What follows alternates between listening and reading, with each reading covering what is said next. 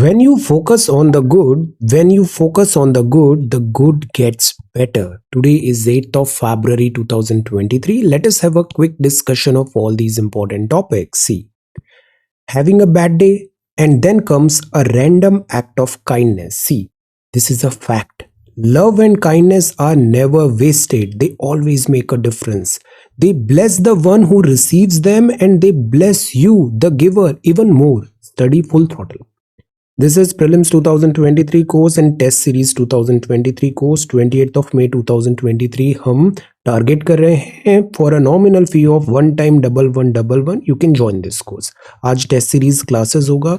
सी ऐसे तो हमारे पास बहुत सारे एमसीक्यूज होते हैं, बट जब हम उसे रियल टाइम पे ग्रुप में अंडर डायरेक्शन हम सॉल्व करते हैं तो लर्निंग आउटकम मल्टीफोल्ड्स होता है। सो अवर टारगेट इज कि हम डेली एवरीडे बेसिस पे we are going to have classes and we are going to solve lots and lots of MCQs. Okay, so आज की क्लास होगी 9 PM पे लाइव क्लास। See you.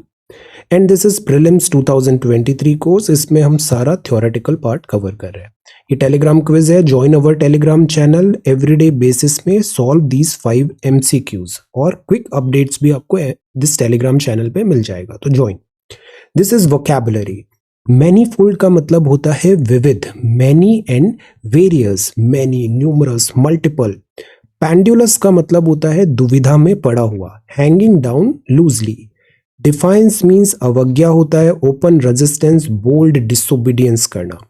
इनफिडेल मतलब नास्तिक, a person who does not believe in religion और who adheres to a religion other than one's own. Conundrum का मतलब होता है पहेली, a confusing and difficult problem और क्वेश्चन। तो ये वोकैब वर्ड्स हैं आज के लिए। Conundrum, infidel, defiance, pendulous and manifold. If you come across any other important word, write down that word along with its meaning in the comment section down below. This is exam facts polity. Article 19 में हमारे constitution में core of the chapter on fundamental rights है। The number of categories of freedom that an Indian citizen shall have is 6. So there are 6 number of freedoms. Okay, so this is article 19 और article 19 में आपको 6 freedom यहाँ पर provide किया गया है। सो क्या आप इन फ्रीडम के नाम बता सकते हैं? What all are these 6 freedoms? The right to property was removed from the list of fundamental rights, constitution of India 44th constitution amendment act में। तो राइट टू प्रॉपर्टी पहले एक फंडामेंटल राइट था, इसको बाद में हमने बना दिया सिंपल राइट बना दिया, this constitutional right under article 300A। What is the minimum permissible age in years of employment in any factory और माइन? सो ये मिनिमम एज होती है 14। सी, जो राइट टू प्रॉपर्टी है, जो एक वर्ड होता है लीगल राइट। लीगल राइट मतलब it is just a general umbrella term कि जो भी राइट अगर लॉ के थ्रू प्रोटेक्टेड है तो वो लीगल राइट हो जाएगा, बट अगर वो कॉन्स्टिट्यूशन में मेंशन है तो फिर वो कॉन्स्टिट्यूशनल राइट होगा। और जो fundamental rights part 3 of the constitution में मेंशन है वो फंडामेंटल राइट्स में होगा, ये ध्यान रखना है। तो 44th में ये बन गया था 300A। मिनिमम एज 14 है। Which one is a newly added fundamental right? तो ये right to education of children है, आर्टिकल 21A। अब ये फंडामेंटल राइट क्यों है? Because this is mention in part 3 of the constitution, और इसमें अगर आपका ये राइट का हनन होता है तो you can directly go to the supreme court, article 32, but article 300A में you can not go to the supreme court. This is the difference. तो ये फंडामेंटल राइट है। Fundamental rights limitation upon the state power होता है। Fundamental rights provided है citizens को, but यहाँ पर reasonable restrictions are possible, so they are not absolute, they are qualified. Important human right जो आर्टिकल 21 में है, ये right to life and liberty है, right to life and liberty. The framers of the constitution borrowed the concept of DPSP, instrument of instructions, constitution में, और ये आया था आयरलैंड से। Who describe the DPSP as the novel feature of the Indian constitution? तो नाम है doctor BR Ambedkar ji. DPSP positive instructions होते हैं कि गवर्नमेंट को ये सारे काम करने हैं। आप बताओ DPSP किन आर्टिकल में है, किन सारे आर्टिकल्स में DPSP है? DPSP को क्या हम क्लासिफाई भी कर सकते हैं, से लिबरल एटसेट्रा। सो ये है DPSP। सो ये पॉलिटी के कुछ फैक्ट्स हैं।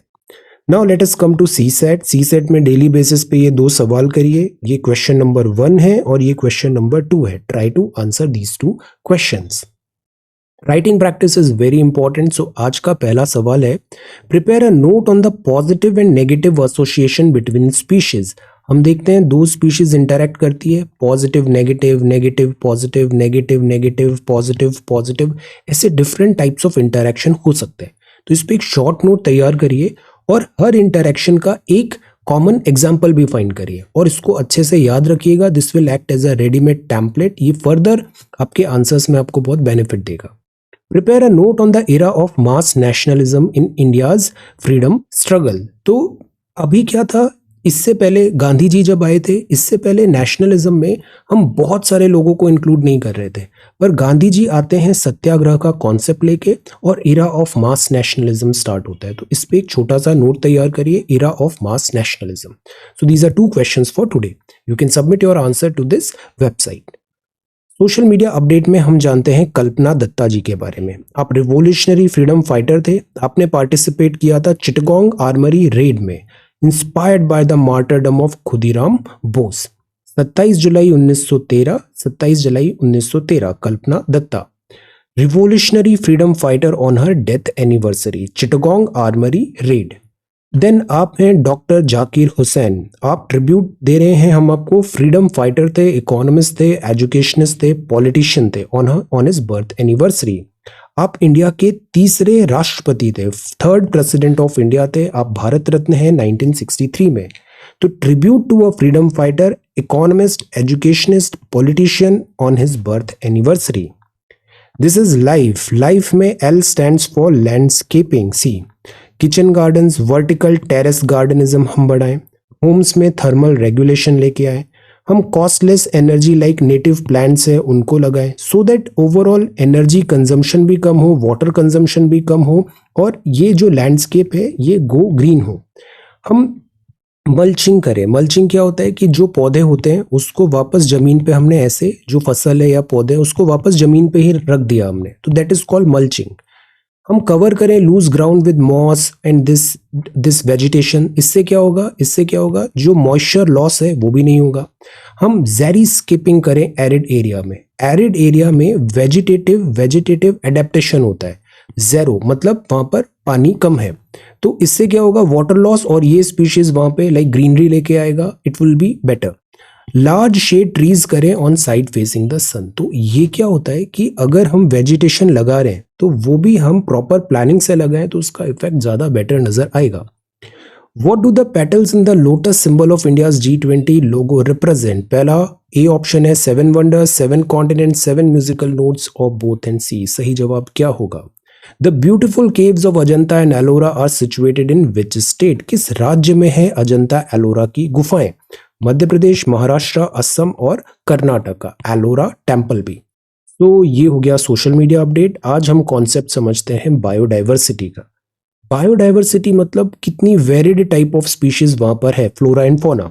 और हॉटस्पॉट एक ऐसा वर्ड आया जो बता रहा है कि ये कितने अंडर थ्रेट है, कितनी डाइवर्सिटी है और अंडर थ्रेट है या नहीं है।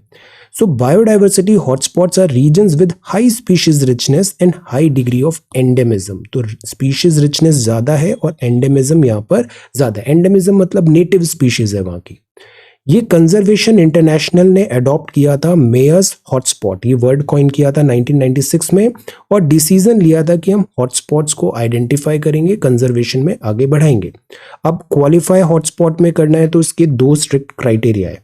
पहला, इसमें 1500 स्पीशीज होनी चाहिए कम से कम वैस्कुलर प्लांट्स की जो एंडेमिक है which is to say that it must have a high percentage of plant life found nowhere else on the planet. तो हॉटस्पॉट्स, दैट इज वाई यहाँ पर प्लांट्स की स्पीशीज बहुत रिचनेस है। So this is condition number 1। और condition number 2 है कि कम से भी कम 70% ऑफ ओरिजिनल हैबिटेट जो है वो लाइक वहां पर थ्रेट में है, lost at least 70% of its original habitat, so it must be threatened. और ये जो प्लांट्स की जो स्पीशीज भी हमने देखा, ये वेस्कुलर प्लांट है। देखो प्लांट्स की भी बहुत सारी कैटेगरी हो सकती है। जो थोड़े एडवांस्ड इवोल्यूशन जिनका हुआ है प्लांट्स का, जिसमें एक प्रॉपर लाइक फ्लूइड मैकेनिज्म है, स्टेम है एटसेट्रा, वहाँ पे लाइक जाइलम एंड फ्लोएम है फ्लूइड कैरी करने के लिए, वाटर एंड फूड, वो कहलाते हैं वैस्कुलर प्लांट। सो वर्ल्ड में 36 एरिया ऐसे क्वालिफाई किया है, but this is only 2.5% of earth's land surface. और इंडिया में बायोडाइवर्सिटी हॉटस्पॉट कौन से हैं ये आप बताइए। सो बायोडाइवर्सिटी हॉटस्पॉट्स का कंजर्वेशन बहुत इंपॉर्टेंट है। अब जैसे ये बायोडाइवर्सिटी हॉटस्पॉट है, ऐसे ही एक और वर्ड होता है, उसको बोलते हैं hope spots. Hope spots. So hope spots एक जॉइंट इनिशिएटिव है मिशन ब्लू और IUCN में। होप स्पॉट्स वो एरिया ओशन का है, so this is in water, वो एरिया ओशन का है that need special protection because of its wild life and significant water habitat. ये एक चोजन एरिया है जो कंट्रीब्यूशन दे रहा है बायोडाइवर्सिटी में, कार्बन सिंक है, इंपॉर्टेंट हैबिटेट है, ये मैरीन प्रोटेक्टेड एरिया है, IUCN ने डिफाइन किया है। और इंडिया में 2 होप स्पॉट्स हैं, एक है लक्षद्वीप और दूसरा है Andaman Nicobar. So this is biodiversity hotspot and this is hope spots. Alright, अब हम आते हैं द हिंदू न्यूज़पेपर में। So this is the Hindu newspaper. India Russia try to resolve payment issue, dollar पे डिपेंडेंसी कम करना है, पेमेंट इशू को हम फाइंड आउट करने की कोशिश कर रहे हैं। Abandon railway track stolen in Bihar, this is like very serious matter, sold for scrap, जो रेलवे ट्रैक है वही गायब हो गया। Oil required during transition, UAE leader ने कहा कि clean energy is important, but ऐसा नहीं होना चाहिए कि हम नी जर्क रिएक्शन करें, it should be a smooth transition, smooth transition. And ये भी बहुत इंपॉर्टेंट न्यूज़ है डेटा पॉइंट में, 30 करोड़ वोटर्स मिसिंग थे 2019 में, इतने लोगों ने वोट कास्ट ही नहीं किया, this is a big cause of worry. Finish this international career, end of innings, this Australia. अब जो पहला न्यूज़ है, existing limit to fix OBC non creamy layer is enough. See other backward classes में हम reservation का system लाते हैं, but the point is अगर अदर बैकवर्ड क्लासेस का अगर कोई पर्सन है बट वो फाइनेंशियली वेल ऑफ है, तो क्या वहां पर रिजर्वेशन की जरूरत पड़ेगी, क्या वहां पे हेल्प की जरूरत पड़ेगी? बिकॉज रिजर्वेशन का प्राइमरी पर्पस क्या होता है, जिसको हेल्प चाहिए उस तक हेल्प पहुंचाए। So if a person is like economically well, तो क्या वहां पर रिजर्वेशन का क्राइटेरिया होना चाहिए या नहीं होना चाहिए? सो दैट इज वाई एक कॉन्सेप्ट आया था क्रीमी लेयर का कि OBC रिजर्वेशन होगा, but with in OBC those who are good, those who are not weak, उनको रिजर्वेशन की जरूरत नहीं है। सो वो एक क्राइटेरिया आया, इकोनॉमिक क्राइटेरिया, और उसको बोलते हैं क्रीमी लेयर। सो क्रीमी लेयर का हम थ्रेशोल्ड कहां पर ड्रॉ करें? 8 लाख रुपए पर एनम का इनकम पे ड्रॉ करें, जैसे एक EWS कोटा भी है, economically weaker section. So the point is कि ये जो लाइन हमने ड्रॉ किया है, गवर्नमेंट ने यहाँ पर बताया कि दैट इज ओके, ये जो एग्जिस्टिंग लिमिट है वो इनफ है, considered sufficient, no proposal currently under the union government to change the this layer, this जो threshold है उसको चेंज करने का कोई अभी क्राइटेरिया नहीं है। तो अभी का जो क्राइटेरिया है वो ये है कि annual income of both parents of 8 lakh और मोर, अगर पेरेंट्स की 8 लाख से ज्यादा इनकम है, excludes OBCs from availing themselves of reservation, तो वहां पर आपको रिजर्वेशन नहीं मिलेगा बिकॉज आप सक्षम हैं। सो द पॉइंट इज कि ये क्रीमी लेयर का यहाँ पे कॉन्सेप्ट लाया गया था। तो 8 लाख का जो क्राइटेरिया है अभी वो कंटिन्यू रहेगा ये, okay. So this is OBC creamy layer. Supreme court declines to take up pleas against elevating lawyer, and यहाँ पर टर्की में दिस अर्थक्वेक है। हम ये 2 फॉल्ट के बारे में जानते हैं, हम ग्रेजुअली टॉपिक्स को देखते हैं, न्यूज़पेपर ऐसे ही होना चाहिए कि हम स्टेप बाय स्टेप चीज़ों को देखें। जैसे पहले मैंने आपको टर्की की ज्योग्राफी के बारे में बताया था, फिर हमने ब्लैक सी के बारे में जाना, अब कुछ दिन बाद हम मेडिटेरेनियन सी के बारे में भी जानेंगे। प्लेट टेक्टोनिक्स हमने ऑलरेडी पढ़ लिया है। Plate tectonics world is divided into several major and minor plates, और इन प्लेट्स के इंटरेक्शन से स्टोर्ड एनर्जी रिलीज होती है और वो होता है अर्थक्वेक। अब देखिए, ये जो टर्की है, इट इज काइंड लाइक ये एक ब्रिज है एशिया का और यूरोप का। तो ये दिस इज टर्की के ऊपर ब्लैक सी, नीचे मेडिटेरेनियन सी, और ये इस्तांबुल, और देन यूरोप स्टार्ट हो जाता है। अब बिकॉज यहाँ पे 2 फॉल्ट लाइन है, फॉल्ट लाइन मतलब यहाँ पे दरार टाइप की है जहां पर एनर्जी रिलीज होने का पोटेंशियल प्रोबेबिलिटी ज्यादा है, तो यहाँ भूकंप आने के चांसेस ज्यादा होते हैं। एक जो लाइन है वो है नॉर्थ एनाटोलियन फॉल्ट, ये जो पूरा है ना, एनाटोलियन प्लेटू बोलते हैं इसे, एनाटोलियन प्लेट है, ये एनाटोलियन प्लेट है टर्की में। तो एक तो ये लाइन जा रही है, दूसरी लाइन जा रही है this is east Anatolian fault, this Cyprus में नीचे यहाँ तक। बाकी यहाँ पे एक अफ्रीकन प्लेट है, this is like European plate ऊपर आ रहा है। देन दीज प्लेट इंटरेक्शन से यहाँ पर एनर्जी रिलीज होगी। तो ये यूरेशियन प्लेट है, दिस इज अरेबियन प्लेट, और यहाँ पर सिप्रस है, सी ऑफ मारा है, और एनर्जी इस फॉल्ट लाइन के पास ज्यादा रिलीज होती है, इस फॉल्ट लाइन के पास, ईस्ट एनाटोलियन और दिस एनाटोलियन लाइन के पास, नॉर्थ एनाटोलियन फॉल्ट के पास, और इसके कारण अभी यहाँ पर अर्थक्वेक आया है। सो द पॉइंट इज कि ऐसा भी न्यूज आ रहा था कि ये अर्थक्वेक काफी पहले हमने प्रिडिक्ट कर रखा था। अब एग्जैक्टली प्रिडिक्ट करना मुश्किल है कि अर्थक्वेक कब आएगा, बट वी कैन आइडेंटिफाई कि ये जो एरिया है, ये सेस्मिसिटी यहाँ ज्यादा प्रोबेबिलिटी है। जैसे इंडिया में हम करते हैं ना zone 5, zone 4, zone 3, so it was like expected कि यहाँ पर अर्थक्वेक आएगा। अब we can not predict earthquake exactly कब आएगा और कितनी एनर्जी का आएगा, but we can always prepare हो सकते हैं कि हम जो बिल्डिंग्स बनाए, जो डिजाइन बनाए, वो अर्थक्वेक रेजिस्टेंट बनाए। जैसे इंडिया में भी NDMA गाइडलाइंस होती है during, after, before the earthquake. Okay, so this is the front page of the Hindu.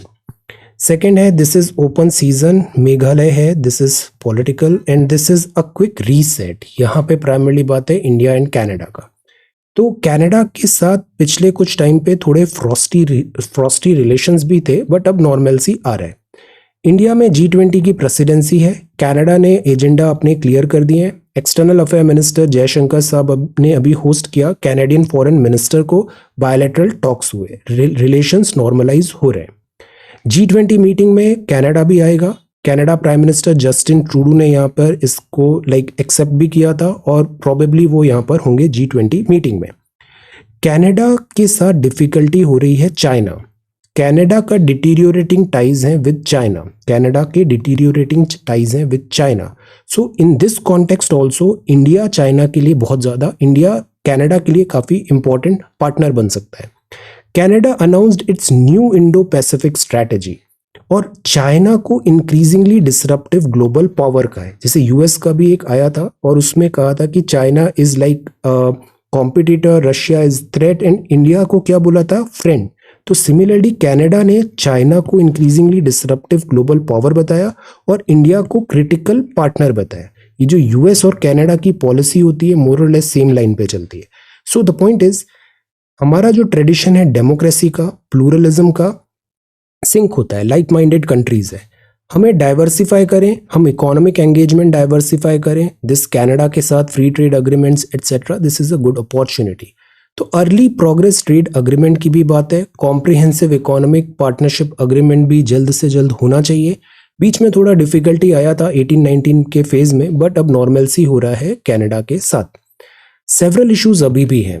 एक तो इशू आता है कि concerns over the resurgence of Khalistani separatism and calls for a referendum amid the Sikh community in Canada. Incidents of vandalism and violence targeting the Indian community there. ये जो racial discrimination होता है which is wrong. बहुत सारा, because India is a very diverse country. तो many times ये try किया जाता है by external forces कि इंडिया को डिवाइड किया जाए, इंडिया को तोड़ा जाए। तो it is a big cause of worry for us. Concern है ये। तो इस चीज़ में कनाडा में ऐसे कुछ केसेस देखने को आए थे, तो इंडिया ने वहां पर कंसर्न रेज किया है। इसके अलावा Canadian pronouncements on development in India include rights and freedoms, तो ये भी एक डिप्लोमेटिक लैंडमाइन नजर आती है। द पॉइंट इज डिफरेंसेस हैं, बट यहाँ पे कोऑपरेशन के भी बहुत स्कोप है इंडिया एंड कनाडा में। मैसिव इंडियन डायस्पोरा है कनाडा में, और स्टूडेंट्स भी है वहाँ पे। न्यूक्लियर प्रोग्राम में क्लोज एसोसिएशन है हमारे। सो द पॉइंट इज कि ये जो सेपरेटिस्ट है या फिर जो टेररिस्ट है, इसकी जगह नहीं होनी चाहिए। तो this is what we expect from Canadian government. जब प्रधानमंत्री मनमोहन सिंह जी भी गए थे तो अग्रीमेंट हुआ था सिविल न्यूक्लियर कोऑपरेशन का, फिर इसमें आगे बात बढ़ी नहीं, इसको और कंटिन्यू किया जा सकता है। सो द पॉइंट इज कि टाइमिंग राइट है, इंटेंट भी है कि इंडिया और कनाडा के रिलेशंस को हम आगे बढ़ाएं, पॉसिबल पॉलिटिकल पिटफॉल से बच के। Then this is a polycrisis that is depleting Pakistan's resilience. इसमें बेसिकली पाकिस्तान के बारे में बताया है। पाकिस्तान की प्रॉब्लम ये है कि उसका जो डिजाइन है, design of Pakistan is flawed. Because Pakistan is not one country, Pakistan is 4 country. First country is democratically elected government. Second country यहाँ की मिलिट्री होती है जो बहुत अलग टाइप की मिलिट्री है. थर्ड होता है यहाँ पे रिलीजियस लीडर एंड एक्सट्रीमिस्ट आ जाते हैं. फोर्थ होता है यहाँ पे इंटरनेशनल प्लेयर. तो इसके कारण पाकिस्तान की 74-75 की जो हिस्ट्री है अभी, इसमें स्टेबिलिटी यहाँ पर नहीं देखने को मिलती है. So this is there. Fiscal consolidation in the context of budget regular talk है. सी रंगराजन साहब ने लिखा है और लिखा है DK श्रीवास्तव साहब ने. द पॉइंट इज कि फिस्कल कंसोलिडेशन करना भी जरूरी है. फिस्कल कंसोलिडेशन क्या होता है? आमदनी और खर्चे में एक सामंजस्य बैठाना, आमदनी एंड खर्चे में एक बैलेंस बैठाना. प्रॉब्लम ये हुआ कि हमारी इकोनॉमी में कोविड-19 के पहले भी थोड़ा डिफिकल्टी आ रहा था. कोविड-19 से जो लॉकडाउन लगा, इकोनॉमी हिट हुई. इकोनॉमी हिट हुई तो उसको रिवाइव करने के लिए हमें ज़्यादा एक्सपेंडिचर करना पड़ेगा. खर्चे ज़्यादा होंगे तो फिस्कल कंसोलिडेशन बैक सीट पे आ जाएगा. खर्चे ज़्यादा इसलिए होते हैं ताकि इकोनॉमी रिवाइव हो, सर्कुलेशन ऑफ मनी स्टार्ट हो. और बट इससे इन्फ्लेशन भी आने लग जाता है. कोविड-19 से रिकवर हो रहे थे, यूक्रेन क्राइसिस हो गया, वर्ल्ड में रेसेशनरी टेंडेंसीज आने लग गई, तो एक्सपोर्ट हमारा हिट हुआ. सो द पॉइंट इज, इससे क्या हम जो यूजुअली जितने भी बजट्स आते हैं वो डेफिसिट बजट होते हैं, क्या डेफिसिट की पॉलिसी कंटिन्यू की जाए, ये अब यहाँ पे एक सवाल है. तो the point is external conditions भी करेक्ट नहीं थी. इवन हमने मनमोहन सिंह साहब का आर्टिकल भी पढ़ा था कि फॉर टाइम बीइंग हमें FRBM के बारे में भूल जाना चाहिए. First priority is to survive the economy, economy को रिवाइव करो, फिर इसके बाद फिर हम उधार की बात करेंगे. पहला प्रायोरिटी रिवाइव द इकोनॉमी. तो फॉर टाइम बीइंग हमने FRBM को इग्नोर भी किया. वैसे टारगेट ये होता है कि उधार 3% ऑफ GDP से ज्यादा नहीं होना चाहिए, बट हमने इसको फॉर टाइम बीइंग इग्नोर किया था. और फिर ये सब नंबर्स हैं यहाँ पे, not that important. The point is हमें इन्वेस्टमेंट बढ़ाना है, बट गवर्नमेंट इन्वेस्टमेंट नहीं, प्राइवेट इन्वेस्टमेंट को भी बढ़ाओ. प्राइवेट इन्वेस्टमेंट, गवर्नमेंट एक फैसिलिटेटर होना चाहिए, then private sector should take it further. Crowd in का कॉन्सेप्ट आना चाहिए, क्राउड इन का. तो जैसा स्टोरी सेंटर का है वैसा स्टेट का भी है. फिस्कल टारगेट 9.4% ऑफ GDP तक पहुंच गया था, इसको कम करने की जरूरत है. अदरवाइज अनसस्टेनेबिलिटी आती है और फिर डेफिसिट बहुत ज्यादा हो जाता है, तो श्रीलंका जैसी सिचुएशन भी होती है. Fiscal consolidation in the context of the budget. Health care sector को भी अगर हम इग्नोर करते हैं तो इसके सीवियर कॉन्सिक्वेंसेज होते हैं, जैसा कोविड-19 में हमने देखा.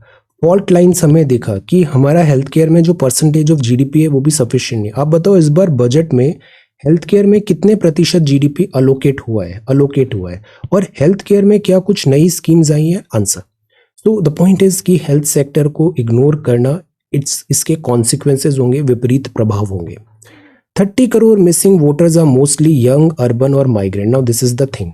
हम जैसे कुछ दिन पहले इलेक्शन कमीशन ऑफ इंडिया ने ऑल्दो बोला था 16 को डिमॉन्स्ट्रेट करेंगे, बट वो हुआ नहीं. उसमें यह था रिमोट वोटिंग को डिमॉन्स्ट्रेट करना था. रिमोट वोटिंग कि जो EVM है वो ऐसे डिजाइन करें कि somebody who's registered in Bihar as a voter but right now that person is working in say Mumbai, तो बीइंग इन मुंबई वो बिहार के किसी इलेक्शन में वोट कास्ट कर सकता है. ऐसा एक प्रोसीजर लाने का तरीका था. ऑल्दो अभी उसका डिमॉन्स्ट्रेशन नहीं हुआ, so let us wait.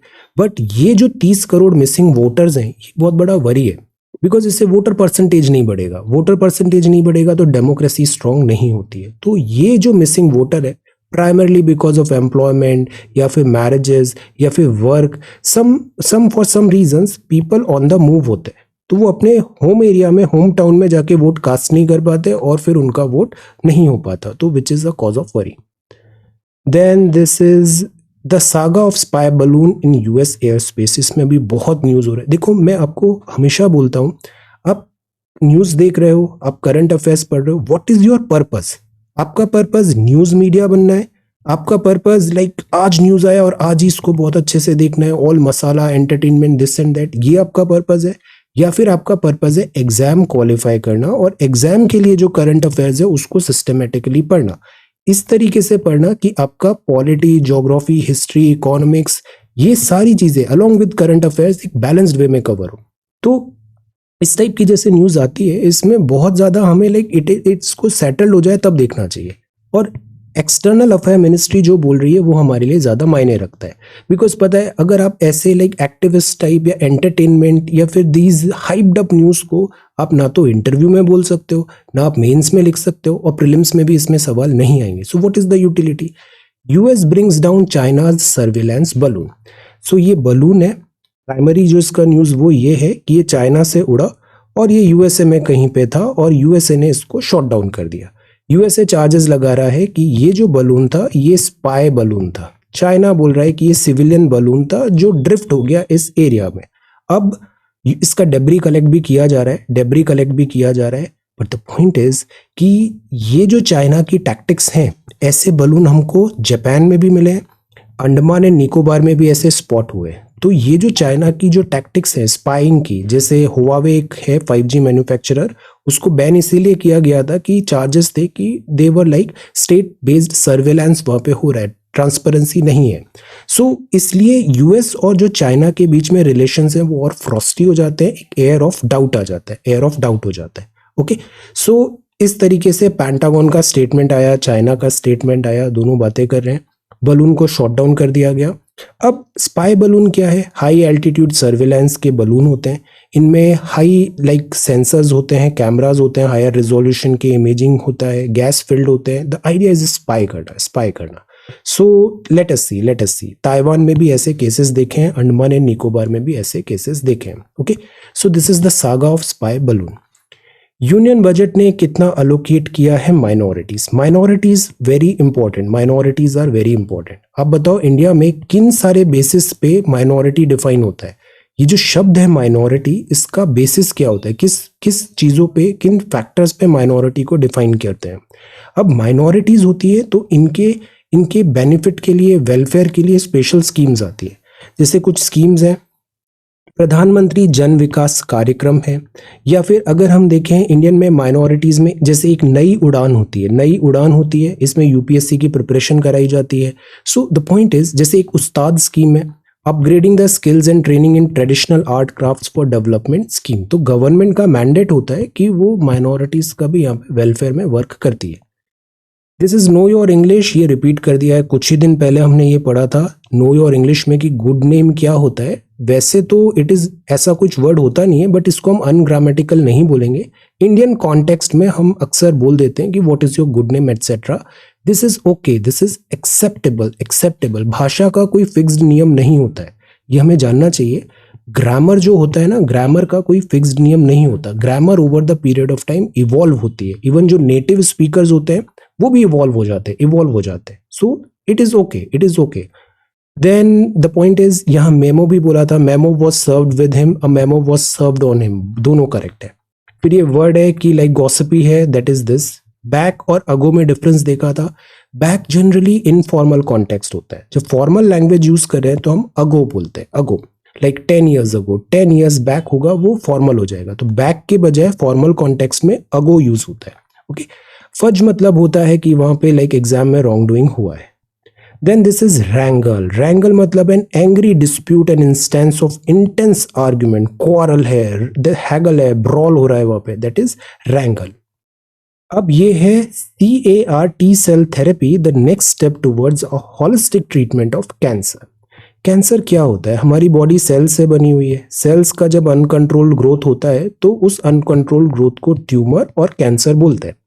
Cancer का जो ट्रीटमेंट होता है वो थोड़ा डिफिकल्ट होता है। इसको over the period of time हमने काफ़ी प्रोग्रेस कर लिया है, बट अभी और प्रोग्रेस करने की ज़रूरत है। देखिए, 3 टाइप का ट्रीटमेंट होता है कैंसर का। एक होता है जहां कैंसरस सेल है उसको सर्जरी से रिमूव करके हटा दो। दूसरा होता है रेडियोथेरेपी, इसमें आयोनाइजिंग रेडिएशन आते हैं और ट्यूमर को बर्न करके हटाया जाता है। फिर एक होती है सिस्टेमेटिक थेरेपी, इसमें मेडिसिन दी जाती है और ट्यूमर को हम हटा देते हैं, कैंसरस ट्यूमर को हटा देते हैं। तो ये 3 तरीके होते हैं, सर्जरी, रेडियोथेरेपी या फिर by medicine. Surgery and radiotherapy में हमने बहुत इंप्रूवमेंट किया है over the period of time, और मेडिसिन में भी अब हम काफ़ी ज़्यादा इंप्रूवमेंट यहाँ पर कर रहे हैं। तो अभी एक नया रिसर्च हुआ है CAR T सेल थेरेपी का, इसके बारे में हम जानते हैं। तो ये जो थेरेपी है सिस्टमेटिक थेरेपी में, जिसको हम कीमोथेरेपी भी बोलते थे, इसमें क्या होता था कि हम कैंसरस सेल को टारगेट करते थे, उसकी अनरेगुलेटेड ग्रोथ जो है उसको हटाने की कोशिश करते थे।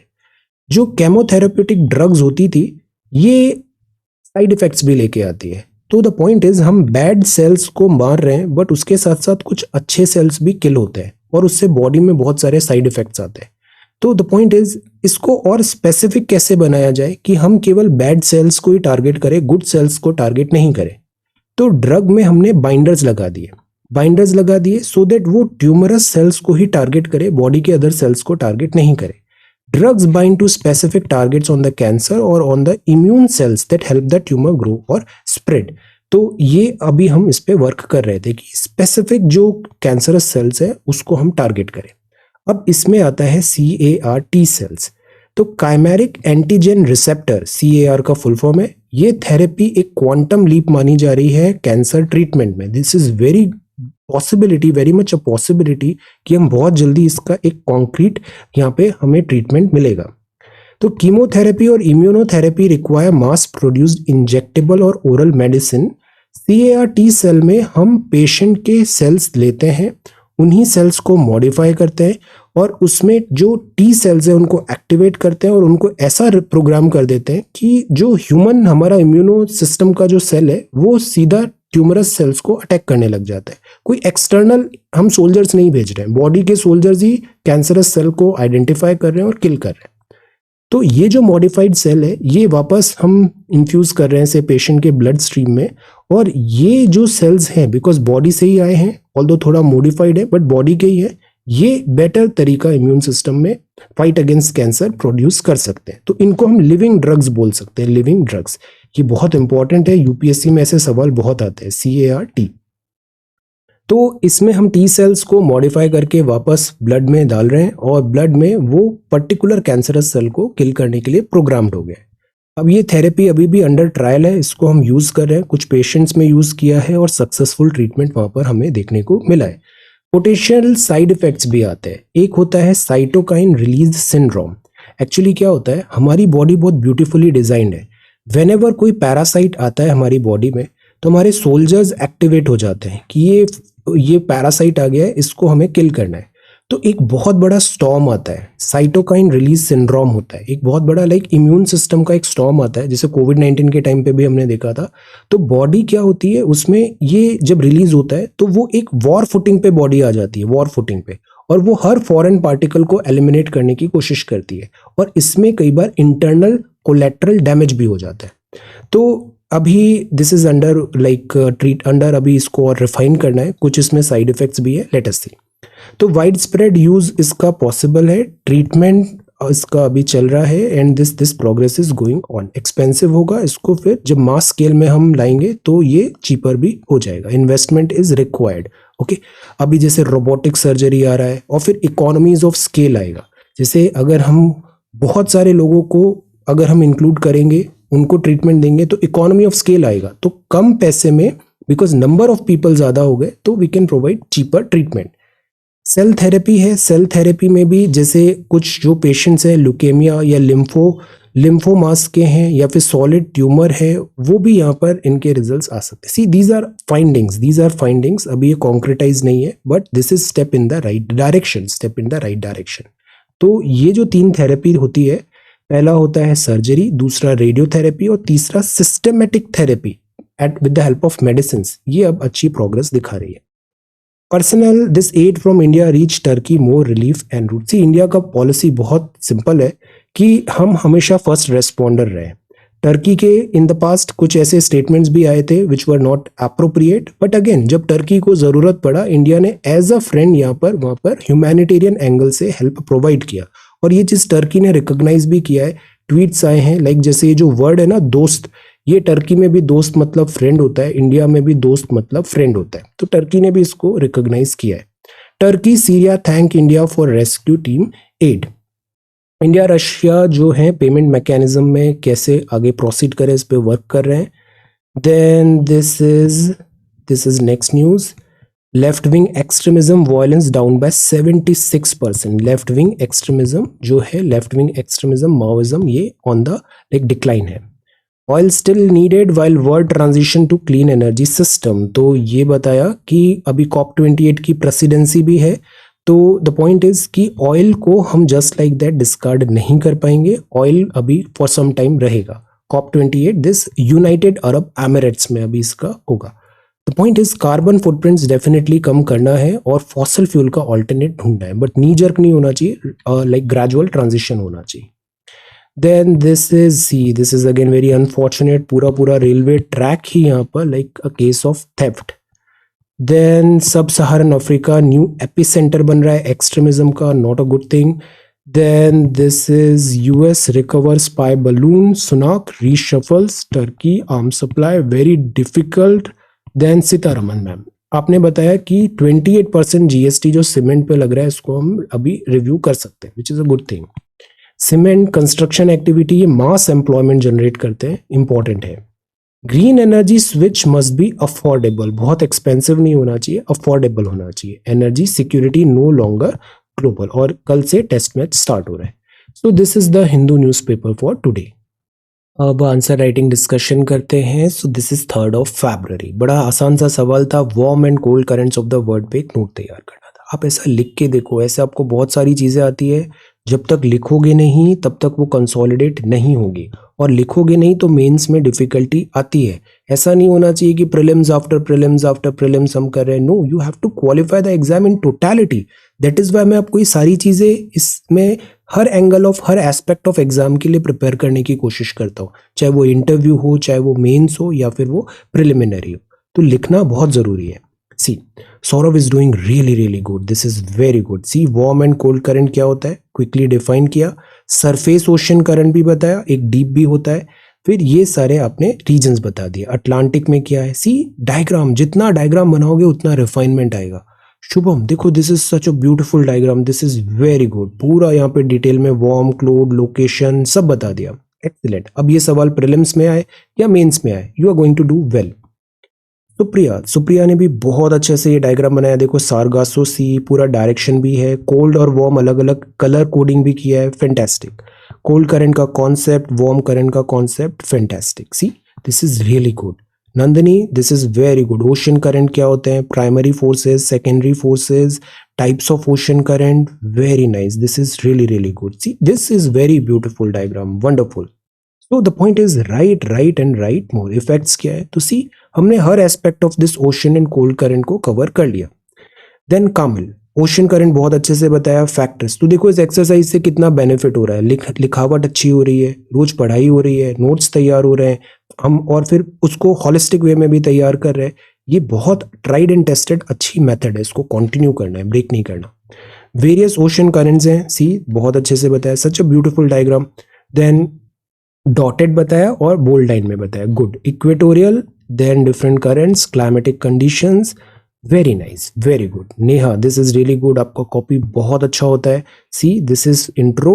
अब देखो ये कितना अच्छा स्टाइल है, प्राइमरी फोर्स, सेकेंडरी फोर्स. तो ये मैं आपको बताने की कोशिश करता हूँ कि हर स्टूडेंट का ना, देखो ये सब्जेक्टिव क्वेश्चंस होते हैं, इसमें ये नहीं है कि यही सही है या यही गलत है. एवरी स्टूडेंट का एक यूनिक थॉट प्रोसेस होता है, आप उसको देखो. जैसे नेहा ने ये स्टाइल अपनाया है, this is really good. Primary force क्या है, सेकेंडरी फोर्स क्या है, this is wonderful, very good. बहुत कम शब्दों में इतना डेप्थ में पूरी चीजें कवर कर दी, this is excellent, very nice. Then फिर ये डायग्राम भी बहुत अच्छा है. देन ये सारे करंट्स टैबुलेट कर दिए, फैंटास्टिक, वेरी गुड अप्रोच. गायर भी बताया, इफेक्ट्स ऑफ ओशन करंट, और एग्जाम्पल्स भी है, फैंटास्टिक.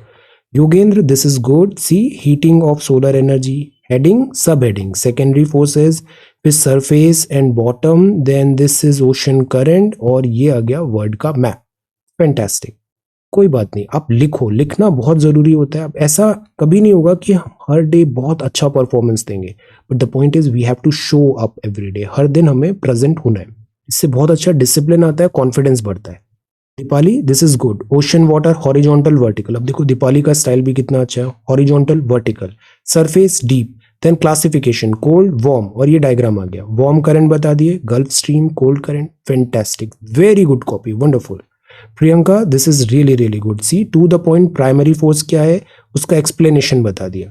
फैक्टर्स कौन से हैं, डायग्राम भी आ गया. देन टैबुलेट कर दिया, cold and this, diagram, word map भी आ गया, fantastic, very good. Ram Naresh, look at this map. This is really good, very good. See, this is very nice. Cold, warm, currents, good. Dharmesh, this is good. See कितना बढ़िया लिखा है. This is heating, सारे factors बताए.